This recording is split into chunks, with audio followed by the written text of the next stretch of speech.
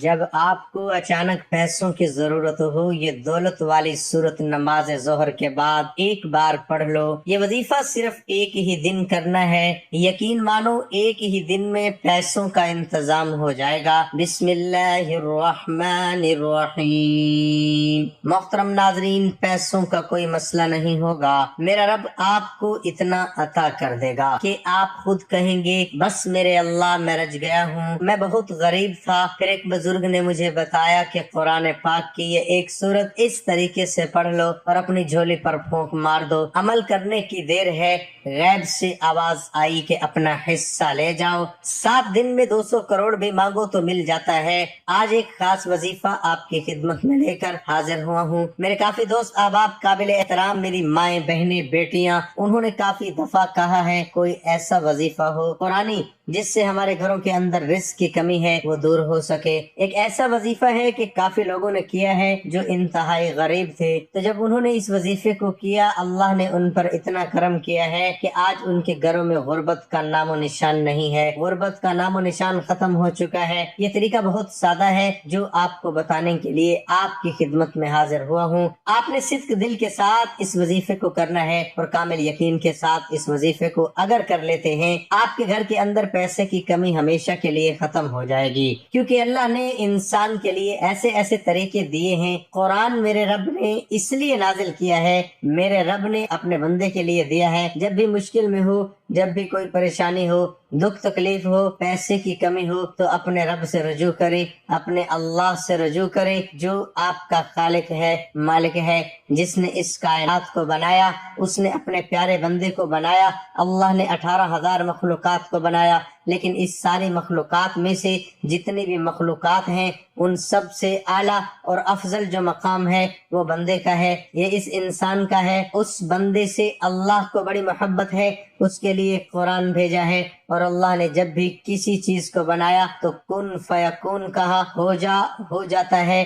زمین بنائی، کن ہو جا، ہو گئی۔ آسمان بنائے، کن ہو جا، بن گئے۔ تو اس طریقے سے اللہ نے ساری مخلوقات کو کن فیکون کی صفت سے بنایا، لیکن انسان ایک واحد مخلوق ہے جس کو اللہ نے بڑی چاہت سے بنایا ہے، بڑے لگاؤ سے بنایا ہے۔ اللہ کو اپنے بندے سے بڑی محبت ہے، اس لیے قرآن پاک میں قسمیں کھائیں، والتین والزیتون وطور سینین وہذا البلد الامین، یعنی اتنی بڑی اللہ پاک نے قسم کھا کے اس کے بعد یہ فرمایا لقد خلقنا الانسان فی احسن تقویم، ہم نے انسان کو بہترین تخلیق کیا ہے۔ تو اس لیے اللہ نے اپنے بندے کی ہدایت کے لیے قرآن پاک بھیجا ہے کہ میرے بندے کو کسی بھی وقت کسی بھی چیز کی ضرورت ہو میرے ساتھ رجوع کرے۔ حضرت علی رضی اللہ تعالی عنہ کا قول ہے، وہ فرماتے ہیں کہ جب میں چاہتا ہوں کہ میں اللہ سے باتیں کروں تب میں نماز پڑھتا ہوں، لیکن جب میں چاہتا ہوں کہ اللہ مجھ سے بات کرے تو میں قرآن پاک پڑھتا ہوں۔ ایک روایت میں ہے کہ حضور نبی اکرم صلی اللہ علیہ وسلم نے فرمایا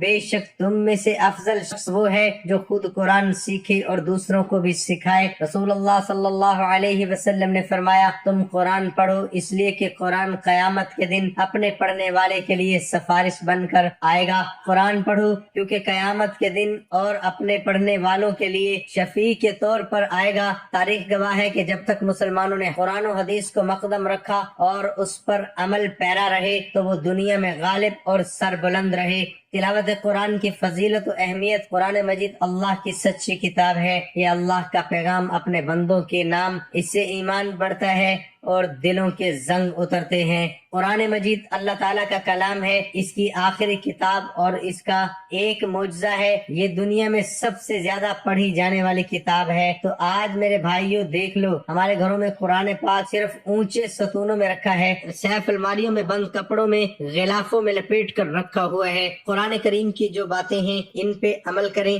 جو اللہ نے احکامات دیے ہیں ان پہ آپ عمل کریں۔ اللہ نے جو قرآن پاک میں واضح فرمایا ہے کہ شیطان تمہارا کھلا دشمن ہے، وہ آپ کو اللہ سے دور رکھے گا، آپ کو قرآن سے دور رکھے گا، آپ کے ذہن میں ایسی ایسی باتیں لے کر آئے گا، آپ کا ایمان خراب کر دے گا۔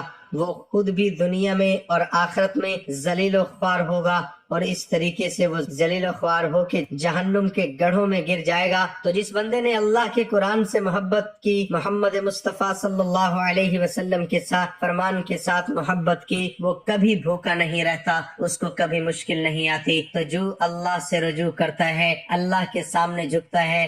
جنگ بدر میں 313 مسلمان تھے، کافروں کی تعداد ہزاروں میں تھی، اور ان کے پاس اس دور کے جنگی ہتھیار بھی تھے، اور مسلمانوں کی تعداد صرف 313 تھی۔ جب میرے نبی حضرت محمد مصطفیٰ صلی اللہ علیہ وآلہ وسلم نے دیکھا تو انہوں نے اللہ سے رجوع کیا، اللہ سے دعا مانگی، فرمایا کہ اے میرے اللہ، یہ مٹھی بھر میرے صحابہ ہیں، آپ کے ماننے والے ہیں، ان کو لے کے میں تیری راہ میں نکلا ہوں، اگر آج یہ ختم ہو گئے تو آپ کا نام و نشان لینے والا کوئی نہیں بچے گا، تو اے اللہ تو ہماری مدد فرما۔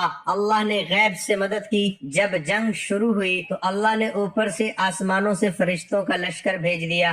یہ ایمان کی طاقت ہے، یہ یقین کی طاقت ہے، اور سب سے زیادہ جو ایمان ہے، وہ سب سے زیادہ جو یقین ہے، وہ میرے نبی کا تھا، اور میرے اللہ نے ہی میرے نبی کو کبھی بھی مشکل میں اکیلا نہیں چھوڑا۔ تو محترم ناظرین، جس بندے نے بھی کلمہ پڑھ لیا، لا الہ الا اللہ محمد الرسول اللہ، میری ماں بہنوں بیٹیوں، یہ قرآن بڑی ایک طاقت کا نام ہے۔ میرے پیارے حبیب حضرت محمد مصطفیٰ صلی اللہ علیہ وسلم کا جو فرمان ہے وہ بھی ایک طاقت کا نام ہے۔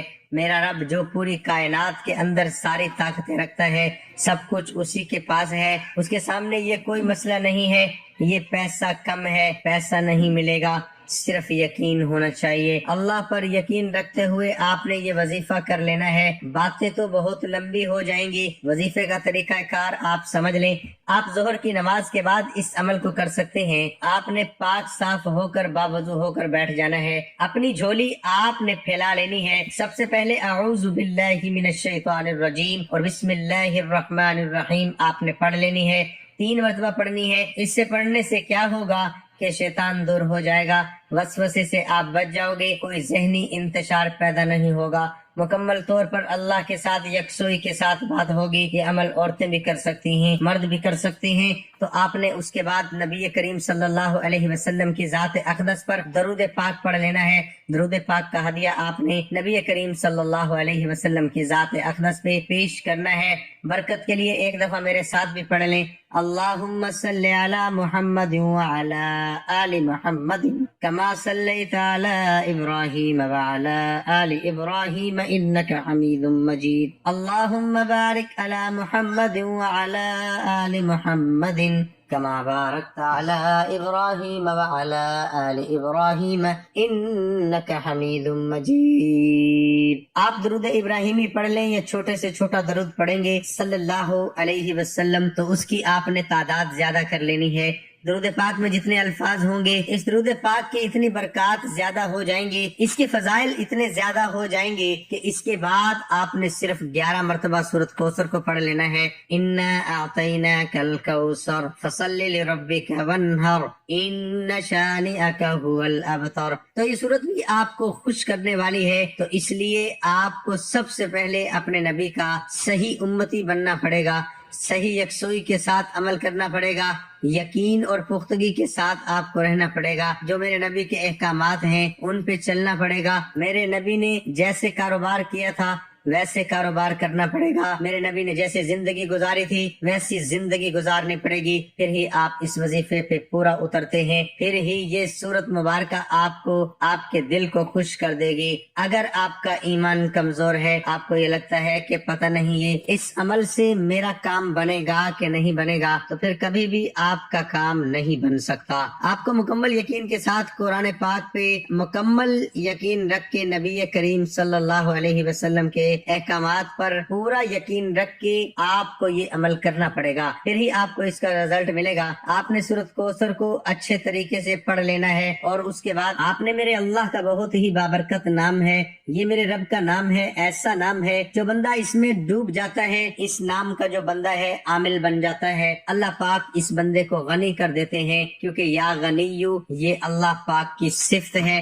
اللہ پاک اس بندے کو اتنا عطا کرتے ہیں کہ اس کی جھولیاں کبھی خالی نہیں رہتی۔ آپ اس عمل کو کرنا چاہتے ہیں تو ویڈیو کو مکمل دیکھ لیں اور ویڈیو کو لائک کریں۔ آپ نے 101 مرتبہ پڑھ لینا ہے، آپ نے ڈوب کر آنکھیں بند کر کے پڑھنا شروع کر دینا ہے، اور اس کے بعد سورۃ فتح کو ایک بار پڑھ لینا ہے، اور آخر میں پھر 3 بار آپ نے درود شریف پڑھ لینا ہے۔ درود شریف آپ نے پڑھ کے اپنی جو خالی جھولی ہے اس کے اوپر آپ نے پھونک مار لینی ہے۔ جب آپ صحیح طریقے سے وظیفہ کریں گے، پورے وثوق کے ساتھ کریں گے، تو پیسوں کا کوئی مسئلہ نہیں ہوگا۔ میرا رب آپ کو اتنا عطا کر دے گا، اتنا عطا کر دے گا، آپ خود کہیں گے کہ بس میرے اللہ میں رج گیا ہوں۔ تو محترم ناظرین، یہ تو کچھ بھی نہیں کہ میرا رب جو ہے وہ پوری کائنات کا خالق ہے، مالک ہے، رزق دے رہا ہے۔ تو آج کا جو وظیفہ ہے اس کو تحفہ سمجھ کے آپ نے قبول کرنا ہے، اور اس کو اسی ترتیب کے ساتھ کرنا ہے۔